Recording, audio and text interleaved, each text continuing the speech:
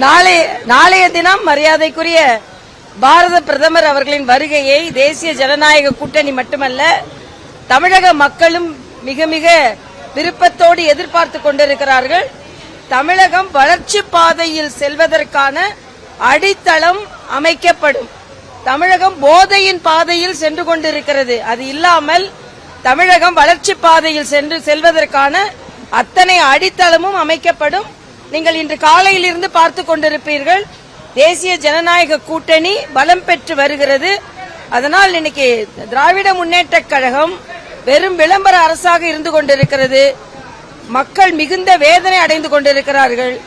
முதலமைச்சர் அவர்கள் திட்டங்களை நாங்கள் ஆரம்பிக்கிறோம் என்று சொல்கிறாரே தவிர ஏறக்குறைய இந்த மாநிலம் கடனில் மூழ்கி கொண்டிருக்கிறது.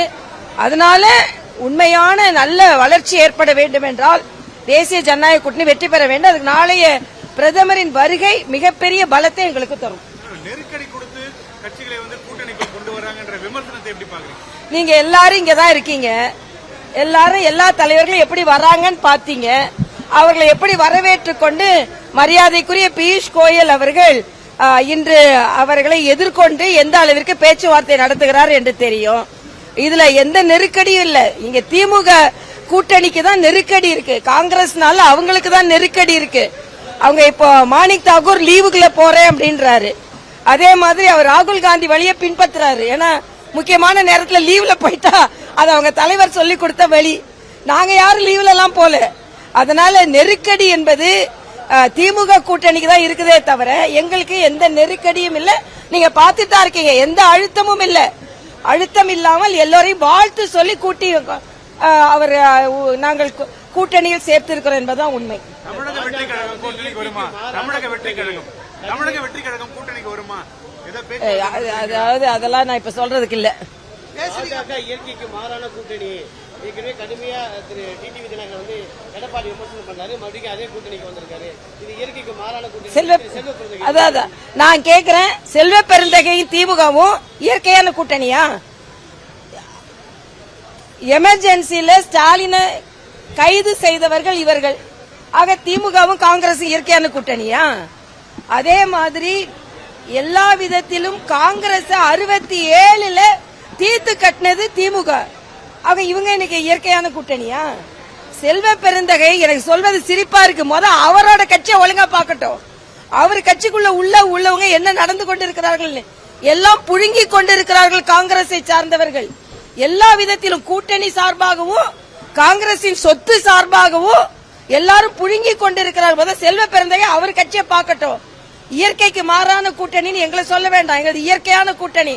தாமரை இயற்கையில வர்றதுதான், இலையும் இயற்கையில வர்றதுதான். அதனால எங்களுக்கு இயற்கையான கூட்டணி. ஏற்கனவே சொன்னார், வட்ட இலையில தாமரை மலர்ந்தாலும் இயற்கை தான், ரெட்டை இலையில தாமரை மலர்ந்தாலும் இயற்கை தான். இயற்கை தான். அவர்கிட்ட தான் கேட்கணும், எங்களுக்கு தெரியாது. அதனால வந்தவர்கள் எல்லாம் நாம் வரவேற்று இருக்கிறோம். அதனால வராதவர்களை பற்றி எனக்கு பதில் சொல்வதற்கு திறமை இல்லைன்னு வச்சுக்கொள்ளுங்க. அதனால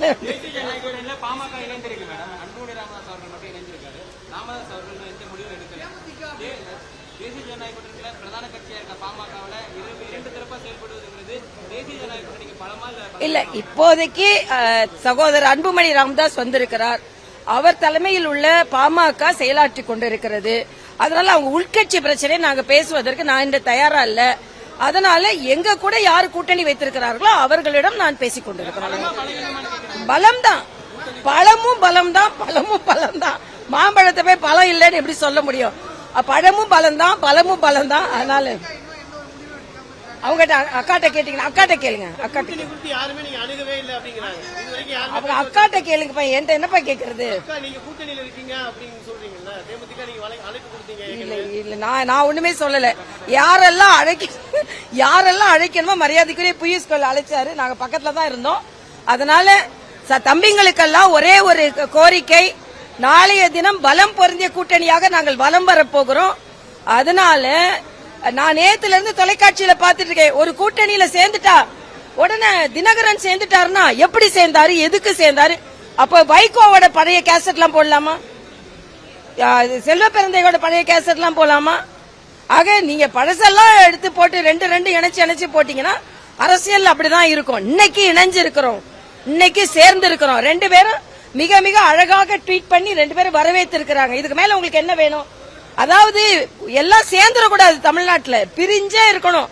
அப்ப திமுகவுக்கு சந்தோஷமா இருக்கும். நாங்க பிரிய மாட்டோம், சேர்ந்து இருப்போம் சொல்லி கொடுக்குறோம். நான் விசில் அடிக்க வேண்டியதான், என்ன பண்றேன், எனக்கு விசில் அடிக்க வராது.